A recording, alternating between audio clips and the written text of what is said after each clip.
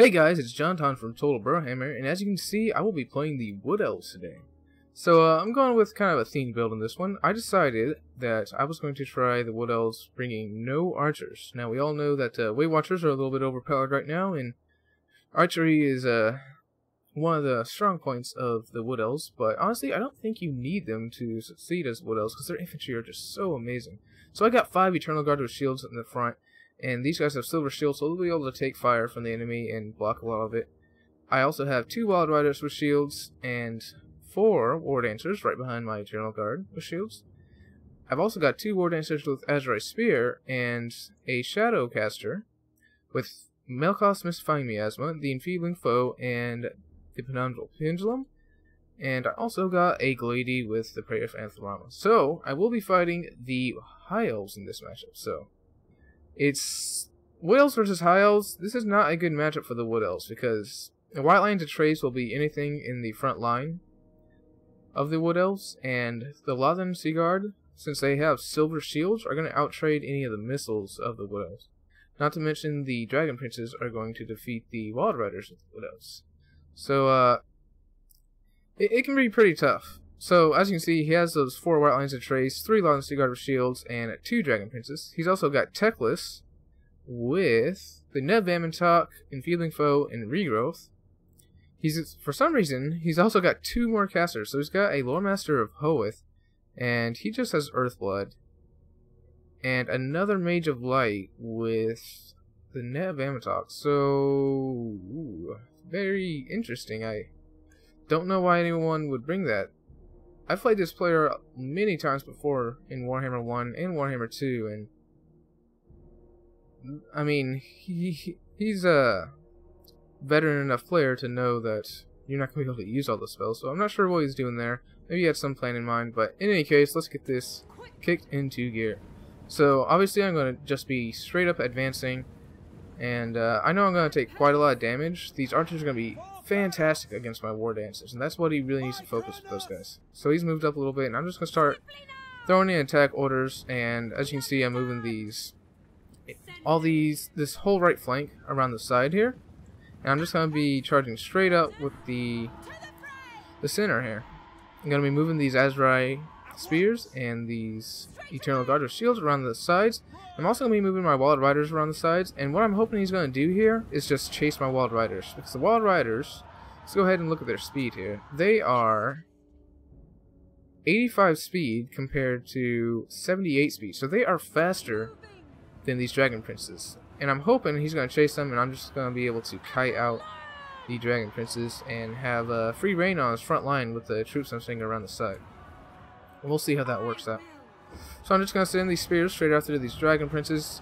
I lose micro on these War Dancers right here. I give him an attack order real quick, and then I decide to pull away, and thankfully he wasn't actually pathed onto them, so they didn't really take any damage. So I'm going to Prayer of Anthrama them immediately and just throw my War Dancers and my Eternal Guard shields over here. He's sending his Dragon Princes to worry about these Wild Riders with shields. I'm just going to run for him. This is going to leave these Wild Riders with shields in the open. So he does get a good net of Vamantok right here, but thankfully he's probably shooting at my Azrai Spears, but thankfully my Eternal Guard with shields are right here and are blocking a lot of those arrows. So yeah, he is shooting at them, and look how much damage he's doing. That is 3 Lothan Sea Guard. So I'm moving these Wild Riders with shields around this edge because I do not want them to charge these guys head on, because they do have charge defense against large.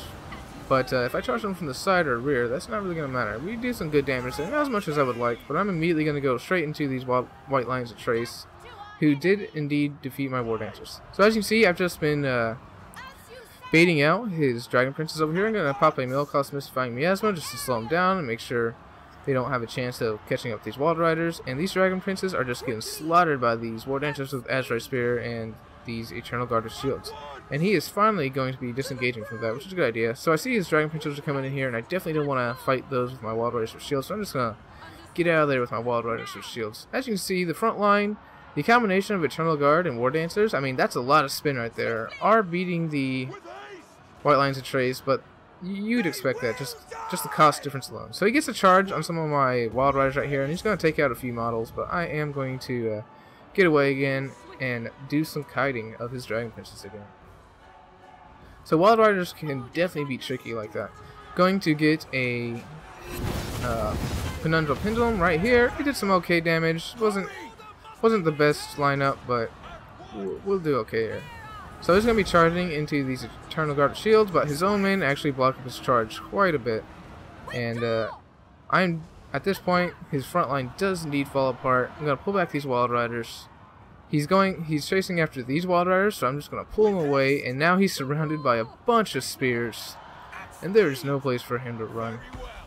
So I'm going to pop another Melkoth's Mystifying Miasma on these guys, and I'm going to countercharge with my Wild Riders with shields. I'm also going to pop an Enfeebling Foe, so those Dragon Princes are in just a horrible state. I mean, 10 melee attack, 3 melee defense, they are screwed, and as you can see, they just melt. So, seeing that there's no real good target for these Wild Riders with shields in the main fight right now, I see a group of Lothern Seaguard with shields with about 40 models running away, so I'm like, better make sure those guys don't come back. So I send my Wild Riders to go chase off those riding troops, and as you can see, they've already destroyed pretty much all of them. And at this point, he's just got some Lothern Seaguard, which I gotta give it to these guys. They are holding forever.